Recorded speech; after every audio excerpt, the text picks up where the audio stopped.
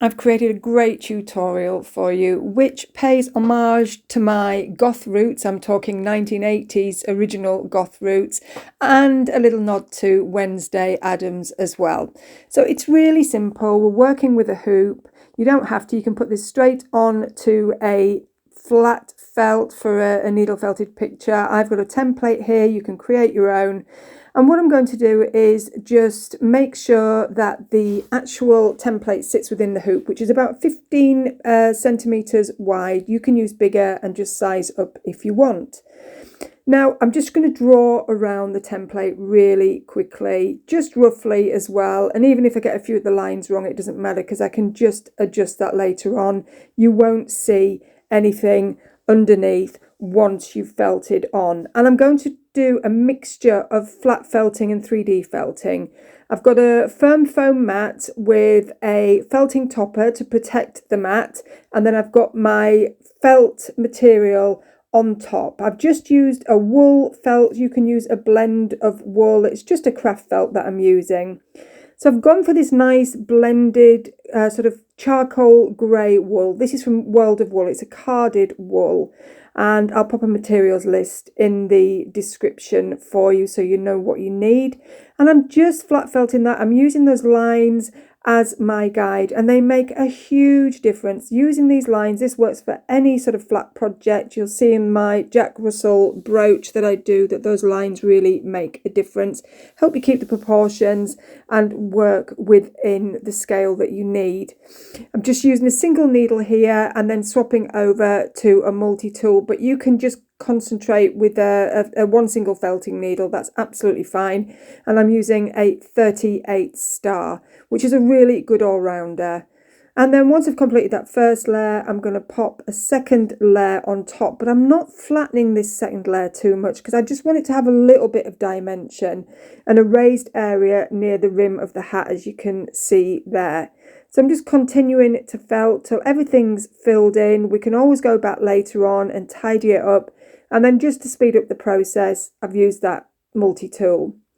And then onto the shirt that the gnome is wearing. I'm just going for a really dark black. Again, this is a carded black wool. This is also from World of Wool. You can get it from Heidi Feathers and lots of needle felting shops online. If you want to know about my favourite suppliers, I will also pop the link for that guide in the description, so just make sure you check everything below. So this is just what we did with the hat. Again, we're laying down the fibres. I'm keeping this nice and flat, so this is going to be quite a thin layer compared to the hat, so that I can get some nice details in. And again, just following those guidelines. It's really, really simple. Just use your needle to make sure that you're keeping within that line, but you also want to cover up that black line. You don't want that visible.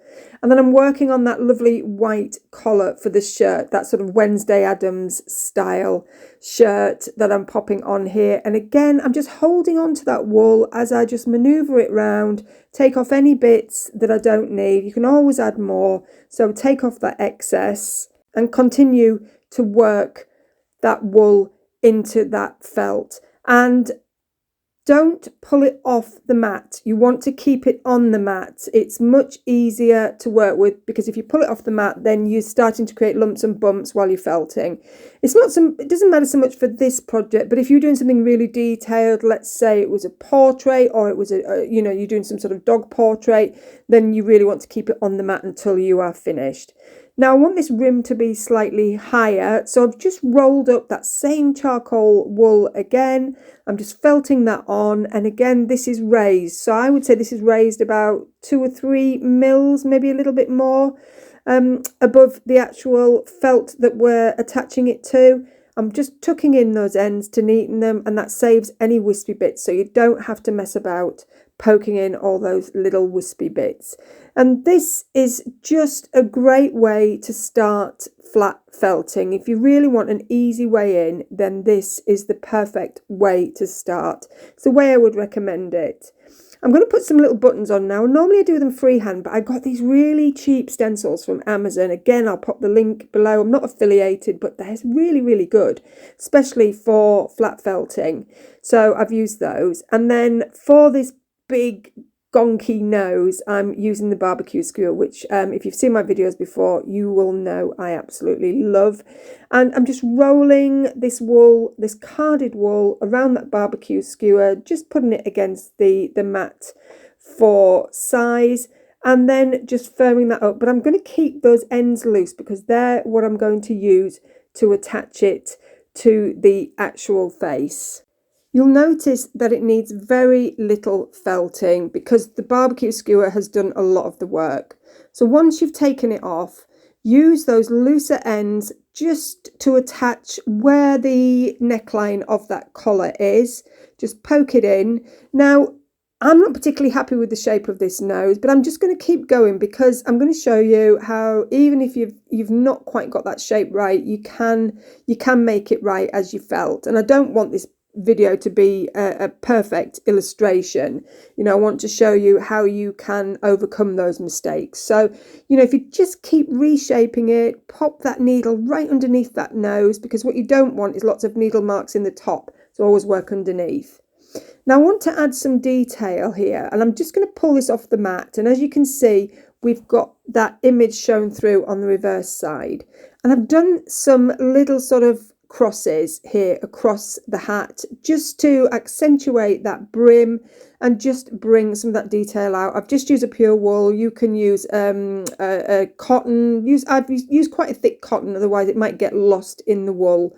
And just keep going across the hat as many times as is necessary. And now I'm going to add a beautiful heart on to the end of the hat. And I'm not going to use the template for this one. I want to show you how easy it is to do by freehand. So I've just popped some red wool on there, kind of in a ball, in a little lump. And then I am just gently shaping it before I firm it up. And you can see how three-dimensional that is, which I really, really like. And I just think that works really nicely. Now for the other hearts, I'm definitely going to use this stencil because it works so well. It's really easy to get the shape and get a really nice perfect shape. And it speeds up the process. And also, if you want to make sure that your hearts are all the same size, and then all you have to do is just tidy them up and put as many as you like. Now I'm going to put some plaits on this, which I think is just really going to make this pop. And it's just some wool top, three thin strips. I've used 2 black, 1 white strip, and just plaited them. I've used a needle to hold it while I plaited it. Don't plait them too tightly because they can distort. And then I've got this red wool yarn. It's just a 2-ply yarn, but use whatever you have. You can use a really thin strip of wool top to keep them together, and then just snip those ends, and that will keep it nice and secure. Before attaching them, I want to make sure that they are the right length. So I'm just going to pop that under there and see where it's sitting. It's really long there, so I'm just going to snip off those ends and then just felt them. Once that's tucked under the hat, then you won't see any of that. And that's why we've kept that rim nice and loose, so we can pop that wool for the plaits under the actual hat, so you won't see anything. And I've just added a bit of extra overlap for this top, because when you put this in the hoop, it's going to stretch and you're going to lose a little bit of it. So I felt that that was a really good way just to avoid that problem happening. And it's really scruffy, but it doesn't matter because you're not going to see it. So I've sat it on the small hoop, popped the top hoop on the larger one, tightened it up, and then I'm just going around and I'm just pulling at that wool felt, which stretches nicely, just to really tighten it up. You want that really nice and secure. Once that's on, you can then add those plaits, or braids as you may call them, under the hat. You don't want to see those ends. They want to go right under the hat. And if you wanted to go with something more simple or traditional, then the pink gnome that I've just shown you, that has just lovely wool tops for the beard, which I absolutely love as well. It's just such a versatile project, and this is perfect for any time of year. But if you could be doing it for Valentine's Day, you could go for something really gothic. If you wanted to really add some gothic details, you could add some little headstones or some skulls. But I'm just going to keep this nice and simple with the hearts and the braids. I just really like that style. And then I wanted to make some flowers, some sort of roses, but that represent roses. So rather than spend hours making individual petals, I've just rolled up a really fine piece of wool top. You can use carded wool as well. Wrapped it around the barbecue skewer, poked it gently just so it holds, And then I'm just going to poke that into that felt, and it holds really well. And they don't look like perfect roses, but they do represent them. You can see straight away what they're meant to be. So if you want it to be a quick project, then this is the way to do it. Otherwise, you can make the individual petals. Trim around the felt, make sure that you leave enough overhang to stick it down. I've left a little bit much there, so I'm just trimming it back a bit further. And then I'm going to fold it over. I'm going to add some fabric glue. This is just Hobbycraft fabric glue, any fabric glue will do. And I'm just felting that down. Now, I also added, after that, I stuck it down, I added this lovely sort of stitch around the edges, which I really thought just made it pop. And so I was really pleased with the finished result. Ask me anything you like about needle felting in the comments and I'll get back to you. And I hope you really enjoy this project.